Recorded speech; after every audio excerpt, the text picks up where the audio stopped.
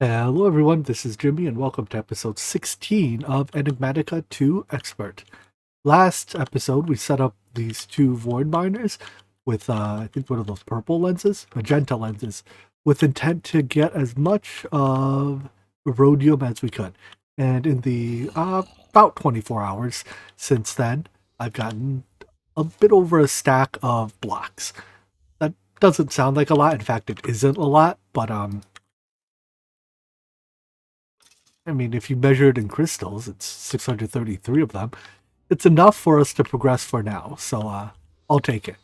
Taking these crystals, then, well, let's actually take the controllers as well. In fact, let's take down everything here because we're going to have to upgrade the structure frames to tier 2 as well. So if I take the, what's called, like the assembler, we can, I think it's shift right click, no, shift lag click. Dang it, let me shift. Shift right click and break this thing down. Magna card's already active. Nice. And then we'll upgrade these both to level 2. Tier 2 structure frames are still pretty cheap. As we start moving up the tiers, they get, I mean, this isn't that bad, but that's not bad. Yeah, at tier 5, they take nether stars, and at tier 6, they take a lot of nether stars. So we'll have to automate nether stars when we get up there, but it'll be still a little while. I think running a couple of tier 2 void ore miners, it'll take a total of about an hour to generate enough, I don't even know what the next tier crystal is called, cryonite, to get to tier 3. You should be good to just put the controllers right back where the previous tier was and build the whole thing around that. One slight bit of fortune we ran into is that we had some pieces of mica so that we could make these speed modifiers. With full speed modifiers, I think it takes 80 RF a tick to mine ores. It does use a lot of energy, or 80 ticks to mine ores, sorry, but it does use a lot of energy to do so. I feel we would produce enough to power 2 of these, but once we get a couple tiers higher, we might not.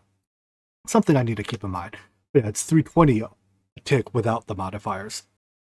And the modifiers normally require running a void resource miner to make. But I did use up 100% of my mica in the process of making this. So we'll have to run a void resource miner afterwards. But anyways, these are both running as evidenced by their lasers. So I'll let them run. I'll add the next crystal to the drawer slots I've been reserving up here. And we'll come visit this in about an hour, an hour my time. Hopefully that'll be still sometime during this episode. So until then, why don't we do some Botania progression,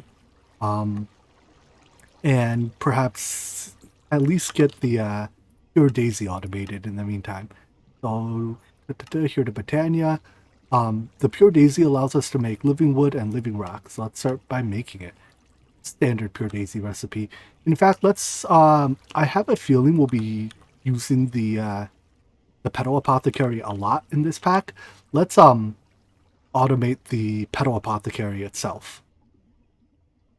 First thing we have to do is detect if the Petal Apothecary has water in it or not. So, and if it doesn't, to fill it. So what I have is a comparator that measures whether or not the Petal Apothecary has water. It emits a signal of 15 if it has water and 0 if it doesn't. So there we go. And that dropped 2 buckets. I wasn't supposed to drop 2 buckets.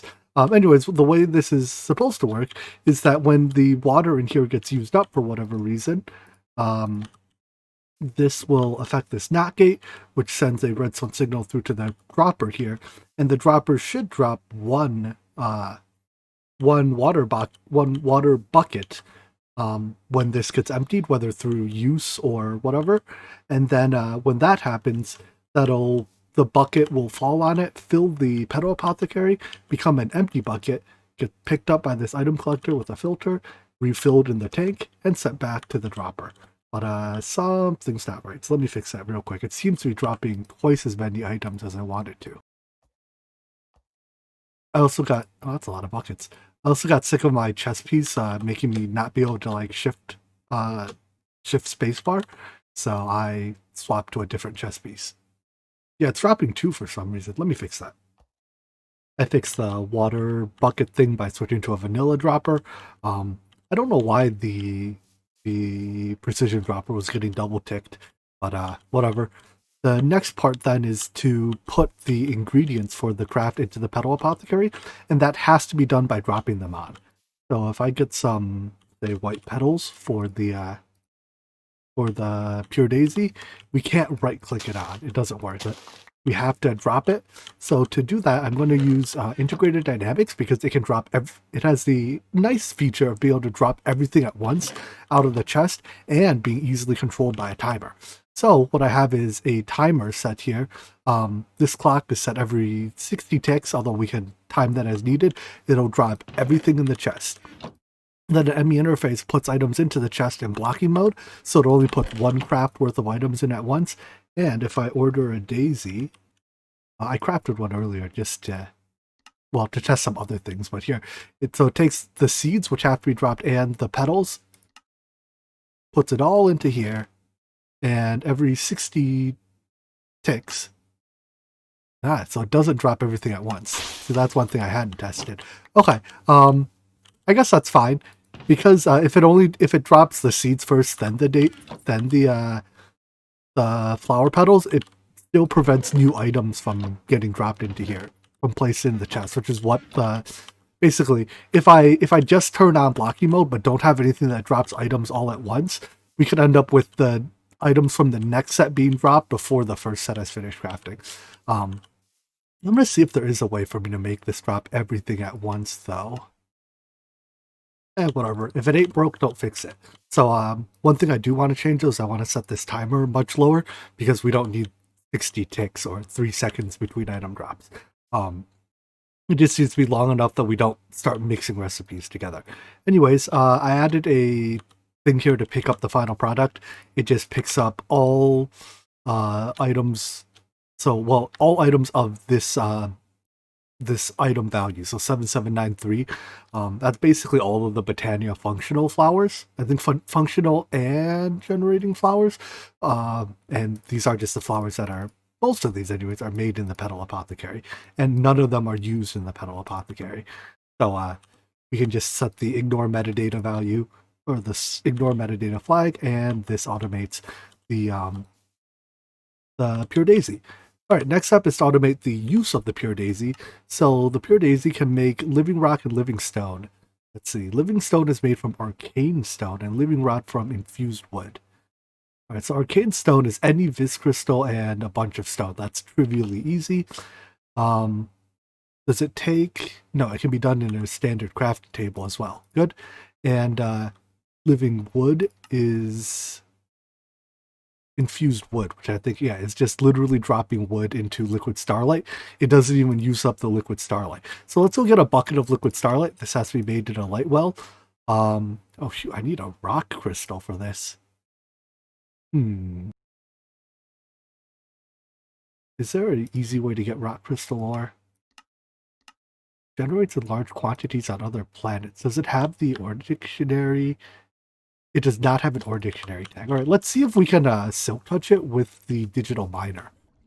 I'm not actually sure if you can mine it. I know you can't regular mine it with the digital miner. I don't know if you can silk touch it or not. I'm not actually sure this statement that it generates in large quantities on other planets is correct. First of all, it doesn't show up in just enough resources here. And second of all, the digital miner doesn't find any. So I can search by mod ID. It's Astral Star, and it doesn't find any items. Start 0 items. Just to sanity check, if I were to set this config to like mechanism, wait, maybe my sanity check is proving that I am insane.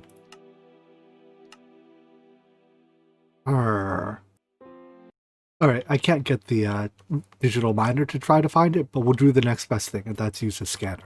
So first of all, if you hold a resonating wand out while you at nighttime, it'll shoot these particles out to the ground at places above where there is a rock crystal vein. So if we dig down here, I'm reasonably confident you will find a rock crystal vein. Please don't jump down at me, zombie. That was very rude of you. Alright, instead we found lava. That's annoying. I don't want lava. I just dug a separate tunnel, and there it is, rock crystals. So if I get my scanner, I should be able to attune the scanner to the rock crystal, and then we can find the rest of it very easily. Just to check that it works, we can see there's rock crystals all off in the distance. There's a little bit right here. Alright, I want to turn my magnet on so it picks them up automatically. And with this, I'm going to go check to see if there actually is a lot of rock crystal ore in other planets, or if we've been lied to. Oh yeah, it does spawn in huge quantities here. So I'm just going to mine it by hand, I think. I actually noticed that we spawned up there, our base or whatever is at Y level 200 almost.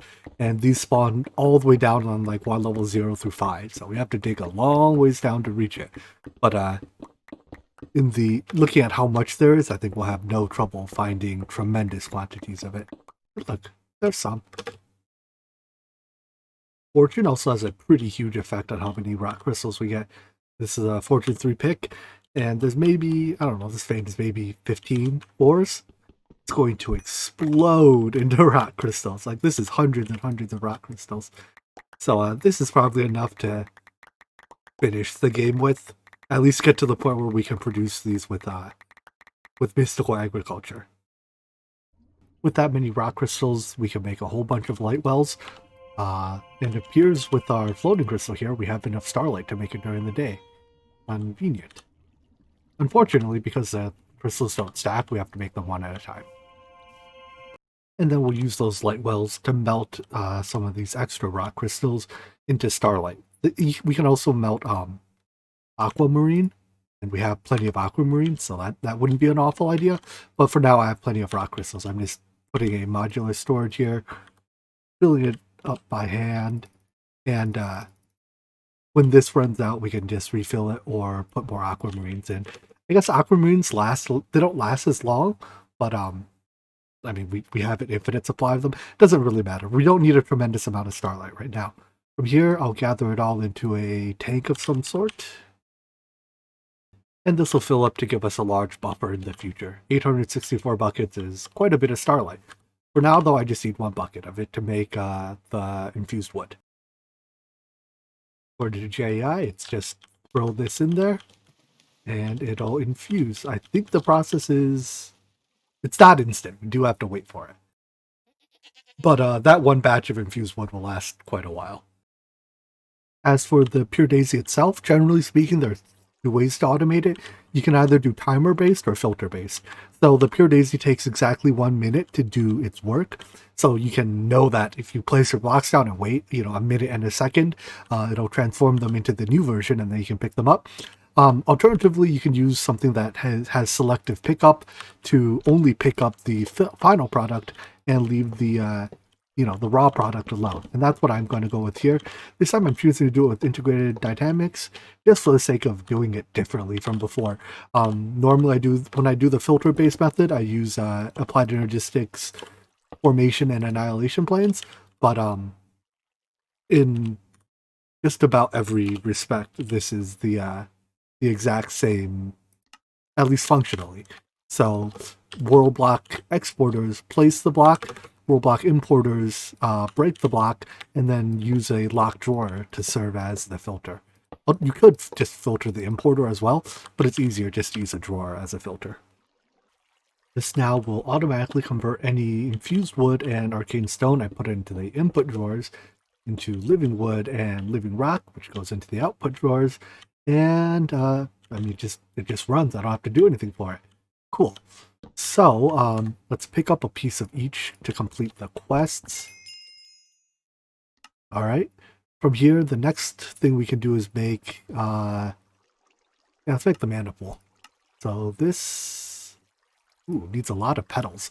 Maybe the next thing we should do then is automate the that's a very convenient recipe. I didn't know this recipe existed. You can duplicate any petal just by crafting it with a bunch of bone meal. All right. Well, that's a difficult recipe to automate because AE2 does not like recursive recipes. However, we can just craft a lot of petals and then, use that stock up over time. Now that we can make the mana pool, we should start producing some type of mana. I think the quest book has us start with the Endo Flame, and I'll probably go to...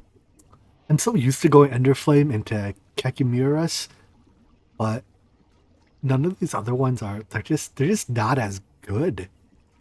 So we'll probably go Endo Flame into Kekimuras again. No sense changing what works. Making Endo Flames now, and it's good to see automation at work. Much easier than doing this by hand. The Endo Flames are done. However, in order to move mana, we need mana spreaders. So let's take a look at that recipe. In fact, I put it in here. Mana spreaders require illumination powder. And this requires Thaumcraft Niter, which we don't get to see the recipe for because Thaumcraft decides it's too good to tell us recipes until we researched it. So let's start by making a Thaumanomicon. I believe that requires taking Salus Mundus and putting that over a bookshelf. And this should transmute it into the Thaumanomicon, which serves both as a documentation book as well as like a mini game, I guess, that helps you unlock all the things in Thaumcraft. I absolutely, positively abhor the Thaumcraft mini game. So, we're going to cheat. In previous series, I think Celestial Journey, I went through the entire Thaumanomicon research thingy and did all the unlocks the normal way. But here, I'm just cheating myself a cheater's Thaumanomicon and giving myself all the research. There is absolutely nothing remotely fun in my eyes to doing the research. But if you like it, you do you. Mostly it's just like to do it, you have to get certain items or craft a thing. But if it's your first time going through Thaumcraft, I do recommend you do the research. It's a good guide. But if you've done it before, it's awful and tedious. So anyways, now that we've done that, we get to actually see recipes. So I think it was Niter. As soon as you want to stop there. Okay, no, I still don't get to see Niter recipe, apparently. Is it a different color Niter? No, let me figure out what I'm doing wrong here. I just did a relog and now I can see Thaumcraft recipes. So making Niter is by throwing glowstone into a crucible that has these aspects in it. First, let's set up a place to do Thaumcraft. I want to do it somewhere that I'm not too terribly worried about the flux we release. I assume the flux sponge doesn't have a recipe. Yeah, so we do have to be a little bit concerned about flux until we have a good way of cleaning it up. It can be a little hard to see from down here, but if you look very carefully, you see that there's actually something up here. I put a huge glass ceiling above, I think over 9 chunks here, up at Y level 200, and I'm told that if you spawn too much flux in Thaumcraft, and it causes one of those little, like, taint sprouts to spawn, it spawns at the highest Y level it can, which it'll try to spawn up here. And I specifically use this thickened glass, I can't even see it, because it's almost impossible to see. It's borderless, it doesn't block any light at all, yada yada yada. But if we do accidentally spawn a taint thingy, it'll spawn up there where it won't be able to turn our whole base purple. Like, well, I had an accident once where my whole base turned purple, turned to taint. That's very bad. So anyways, let's break out the crucible now. We'll want to put a cauldron down first, put it over fire, and then hit it with Salus to turn it into a crucible. Then we need to fill it with water, but I believe this one, whoopsies, this thing accepts water natively, so if we just make a water source, gimme, and put it next to it, yeah, it accepts water piped into it, which is much easier than the metal apothecary. Now as for the exact recipe to make Niter, what exactly do we throw in here? an almost exact recipe to make niter, I think, is 2 torches. So that's 10 lux and 2 herba. That 2 herba is the only waste here. Plus 1 coal, which provides the 10 potentia and 10 ignis, and then the glowstone dust, which is the final input. And then we just have to clean up those 2 points of herba, so that is 1 quartz sliver, which does our compact inter automatically make? No, it does not. How do we make quartz slivers? These can absorb... Yeah, well, why does our compact inter not make this? Weird. Alright, whatever. These can absorb the leftover essentia and reduce the amount of mess we make. So I'm going to do a small batch, just as a sanity check. And now that that works, I'm going to do a large batch.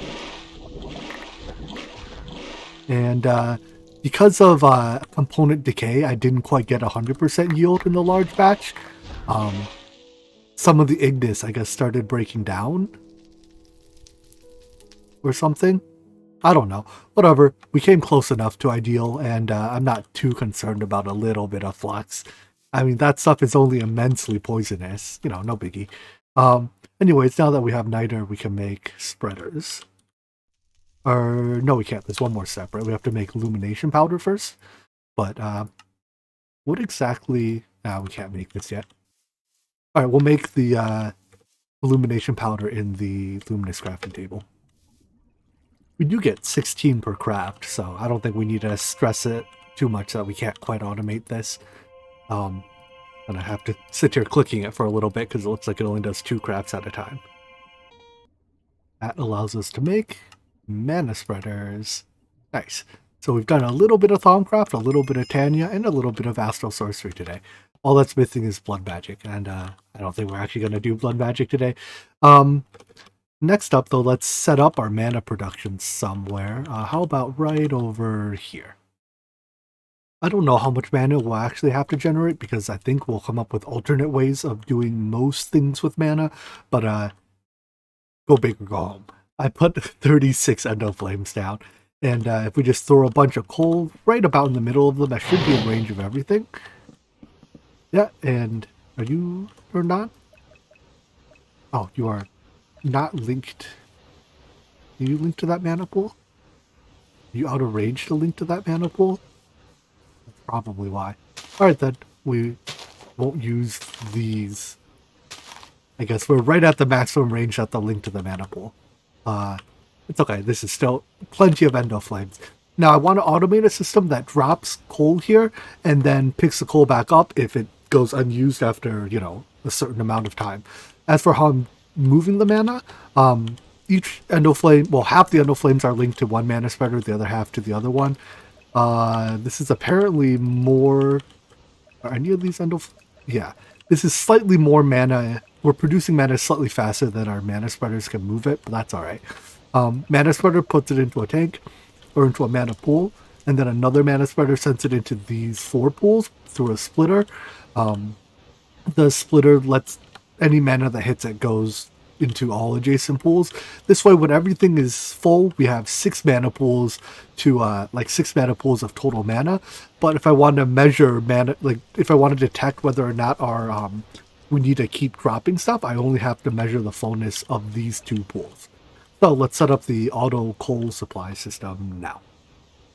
Once again, integrated dynamics comes into play here. So what I'll do is I have a redstone timer here generating a pulse every 1200 ticks, which is once every minute. So once every minute we activate this world item exporter, which drops 1 stack of blocks of coal, and it drops them all, you know, well, right in front of it. In fact, it's probably fine to up this to half a stack of coal. But anyways, it drops it here. If the Endo Flames want it, they'll suck it up. If not, it just sits there, and the world item exporter is configured to have a pickup delay of 1100 ticks. That means for 1100 ticks, I'm not even allowed to pick it up. More or less, nothing is allowed to pick it up. The world item importer here then is configured to pick it up after those 1100 ticks are up. Now, the world item importer by default has this set to true. Make sure you set ignore pickup delay to false. But that way, it won't pick up the items until 1100 ticks have passed. So basically, new items get placed, the old items get picked up, and then shortly thereafter, new items get placed, and that prevents any coal from despawning. So as long as we produce enough coal, which I'm not sure we do, our only source of coal is sifting. We might net. Oh, there we go. There's the pickup. In a couple seconds, we should see the placing again. There we go.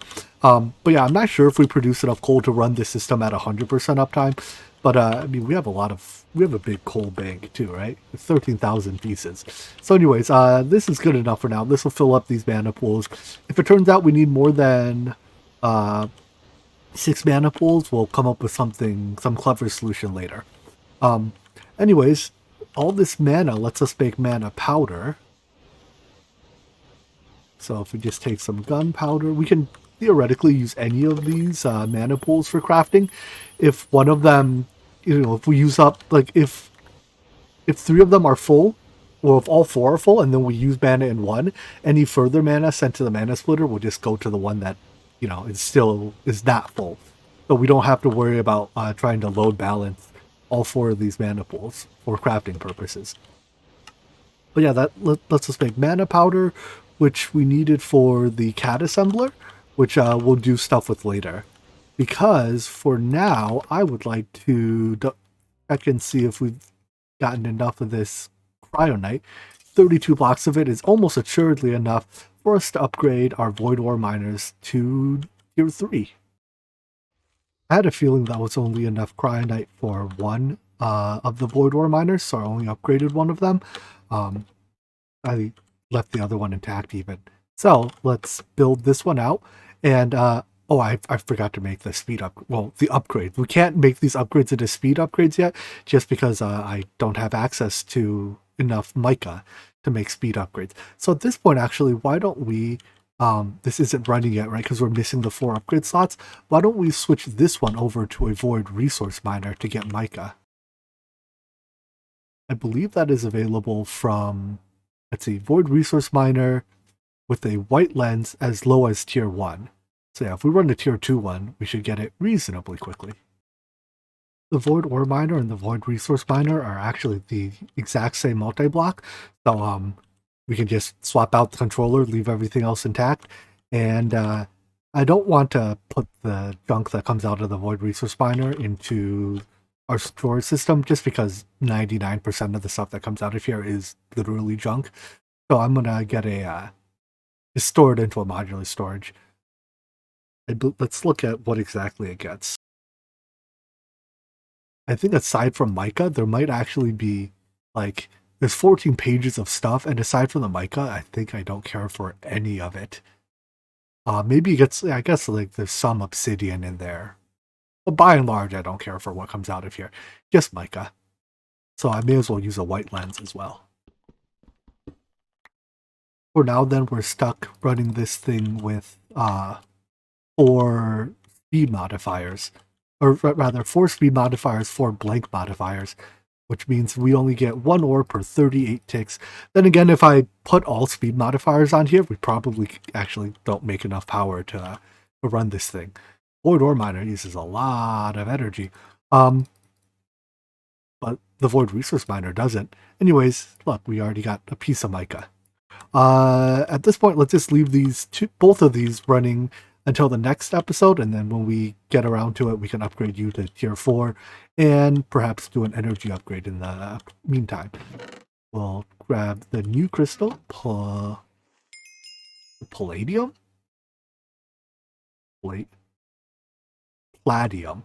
Like palladium, except it's plaid. Give it a home and just let that build up. To wrap things up for the day, let's claim all of our quest rewards, because we did a whole lot of quests today. The fact that I never claimed this reward probably... Yeah, we've done some of these, like, I guess we never picked up the crucible. I'll do it later. But in Botania, we did a whole bunch of quests. In fact, we did so many quests, our stuff's falling on the ground. Well, let's see what good stuff we get here. That chisel I saw had a lot of durability on it. Where did that chisel go? Ooh. Can we turn that back into supremium ingots? Can we arc furnace it? No, we cannot. Dang it. I'd rather have supremium ingots than the apple. Oh well.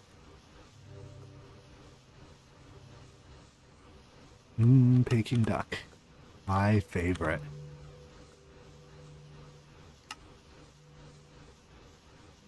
Ooh, that, I guess that's not that useful anymore. Another auto heavy sieve. I think this does some cool things. This can, like, display a, oh, there's the items. This can display a hologram of various shapes. Or maybe no, it can't. I don't know how this works. Never mind. Ignore it. Yeah, what was that chisel? It's a chisels and bits chisel. Harvest level, awakened draconium. Interesting. A few loot boxes left, except I think we're probably well past the point where these are valuable enough to be worth to really care about. I mean, a drawer controller saves me a little bit of trouble. A fission controller, like, saves me the trouble of crafting one of these down the line. 2 crafters there saves 1,000 trees from getting cut down. All right, but that's it for today. So I hope you guys enjoyed this flattering of a little bit of most of the magic mods this video, and I hope to see you in the next one. Take care and bye bye.